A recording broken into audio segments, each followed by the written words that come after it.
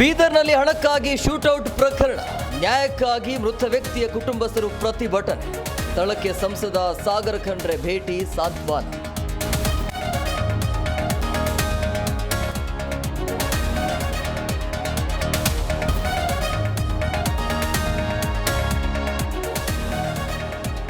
ಮುಂಬೈನಲ್ಲಿ ಸೈಫ್ ಅಲಿ ಖಾನ್ಗೆ ಚಾಕು ಇರಿತ ಕೇಸ್, ಆರೋಪಿಯ ಗುರುತು ಪತ್ತೆ ಮಾಡಿದ ಮುಂಬೈ ಪೊಲೀಸರು.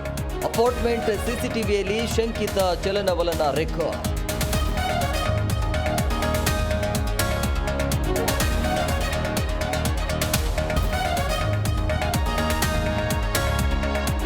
ಎಚ್ಎಂಟಿ ಕಾರ್ಖಾನೆಯ ಭೂಸ್ವಾಧೀನಕ್ಕೆ ಸಂಪುಟ ಮುಂದಡಿ, 160 ಎಕರೆ ಮರಳಿ ವಶಕ್ಕೆ legal fight. Palace road TDS ವಿಚಾರದಲ್ಲಿ ಸುಪ್ರೀಂಗೆ ಮೇಲ್ಮನವಿ.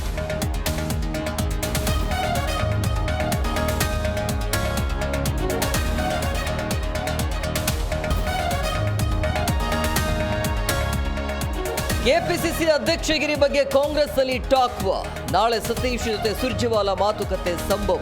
ಹೇಳಿಕೆಗೆ ನೋ ರಿಯಾಕ್ಷನ್ ಎಂದ ಲಾಕ್.